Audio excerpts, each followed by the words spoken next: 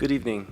Again, thanks to Sarah and thanks to ACI for flying me in from Winnipeg, where it's currently +10 and sunny. It's really a pleasure to be here.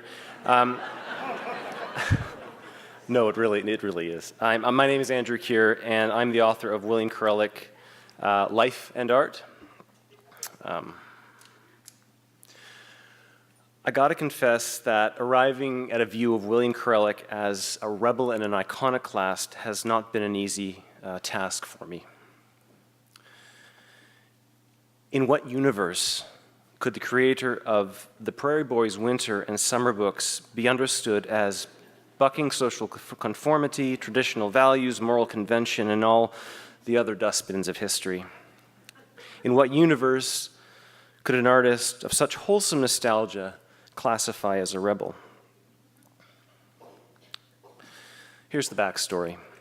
Born near Edmonton in 1927, William Kurelek was the eldest son of Mary Hukelek and Dmytro Kurelek, both of whom trace their roots back to the same Ukrainian town of Borovici near the Romanian border.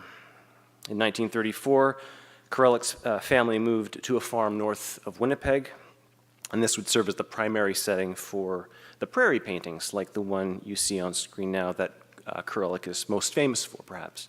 Idyllic, right? Well, no, not quite.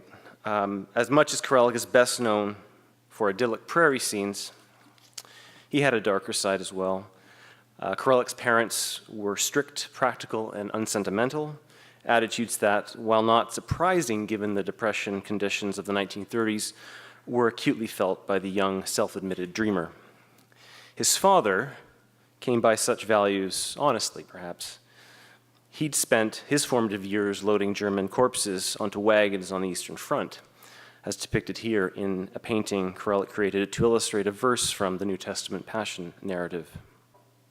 In the 1940s, Kurelek attended high school and university in Winnipeg, where he discovered modern literature, specifically James Joyce's portrait of the artist as a young man, which Kurelek wrote, quote, "convinced me to rebel finally and completely against my family and become what I'd always half wanted to be, an artist." He writes like this, and I don't know what the other half wanted, but it's anyway, that's what we get.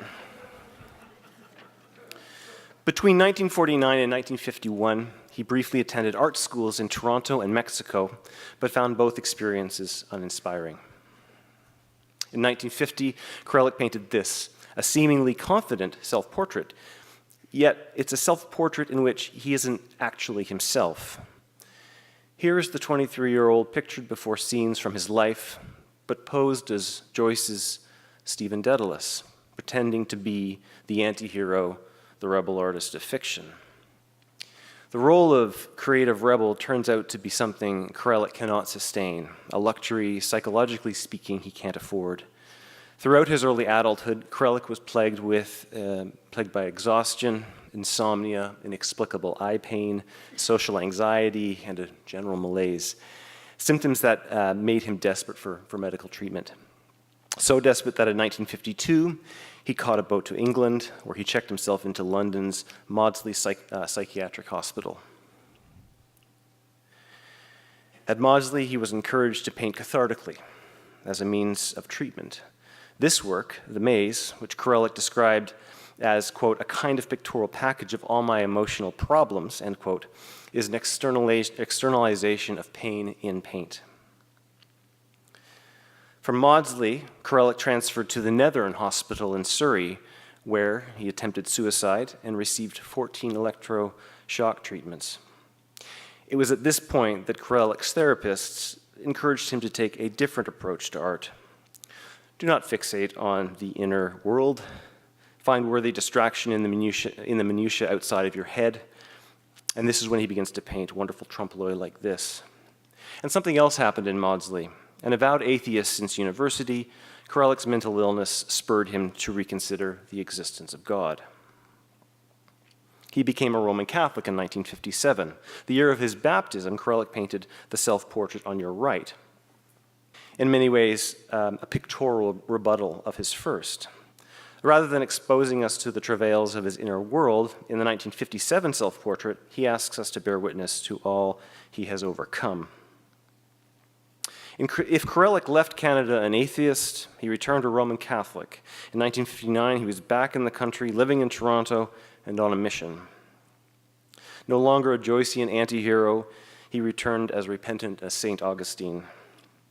At the same time, a painting like this one, The Rock, is a work of neither a conventional Vatican II-era Catholic nor a conventional artist of the mid-20th century. I'm now going to explain 3 ways in which Kurelek's work was meaningfully disruptive to the Canadian and especially the Toronto art scene. 1. Kurelek came out of nowhere. In the spring of 1960, Kurelek had his first exhibition at Isaac's Gallery, at a time when Toronto's contemporary art scene was still tenuously dominated by this sort of thing, large, expressive, abstract works of art inspired by what had been going on in New York for the past couple of decades, no disrespect to Jack Bush.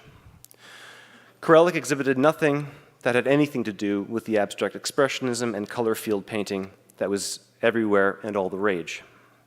His show broke exhibition attendance and sales records, and Kurelek's star rose virtually overnight. And despite going against the grain, Kurelek received important critical attention.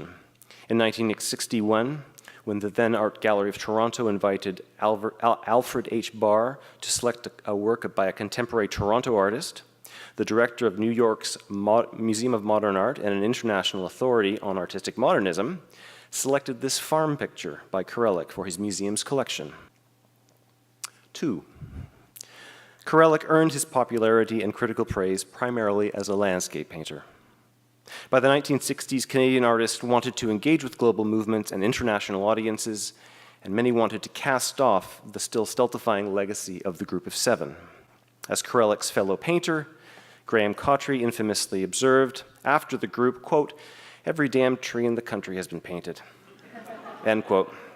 The Canadian landscape was a dead horse. What was disruptive was that Kurelek's landscapes, like the one on the screen now, didn't look like anything the Group of Seven produced.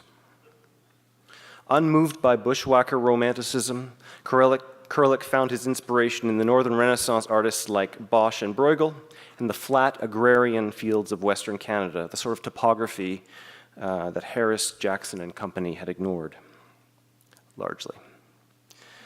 For some, the landscapes of group-associated artists like Tom Thompson evoke mystery and terror because they seem to conceal something sinister, scarecrows and incubuses, as literary critic Northrop Frye put it. Kurelek's landscapes hide nothing. They are open stages, biblical deserts, on which everything is exposed, tested, clarified. And Kurelek's landscapes have people in them. They are inhabited sites, and the landscapes are not simply passively inhabited either. As seen here, the Kurelekian landscape is always in a state of reciprocal exchange with human culture, shaped by human presence, but also shaping the kind of community that takes up within it. His landscapes are never emblems of static and stable nationhood. And Kurelek did not simply paint promised lands. The landscape could also deliver hard truth. No matter our material accomplishments, like the wheat king Kurelek's father became, we're all left standing and staring at the mud of our mortality. Here, the landscape whispers, memento homo, remember you're only a man. 3, Kurelek was a disruptor because he was a moralist. And this is quite separate from the fact that he was a religious artist. Here's a painting that depicts Satan harvesting and laying low Yonge Street's notorious Sin Strip. While filtered through a religious worldview, Kurelek's best works articulate questions that many non-believers ask themselves as they make their way in the world. This painting demands to know why there is so much global economic inequality at a time of such wealth. How can people be starving, we might ask today, in an age of cat YouTube videos and dogs of Instagram? Finally, Kurelek reminds us, as Bob Dylan would, that we're all going to have to serve somebody. Here he itemizes the myriad secular superstitions that can claim our devotion: narcotics, pornography, conspiracies, scientism, numerology, political ideology. It's quite an eclectic mix, I do admit. Now, we don't need to be Puritans to recognize the potential all of these have to distract us from moral concern. As a moralist, I think Kurelek was also prescient. What is important is not that we agree with the theological foundations of his morality, but recognize that he was using his art to make moral claims and raise moral questions. And this is something many artists had embraced by the 1980s. Kurelek dies in 1977. What else was Toronto artist Joanne Todd doing than sardonically exposing the moral bankruptcy of a society that treats women as trophies and the race to global military dominance as a form of popular entertainment?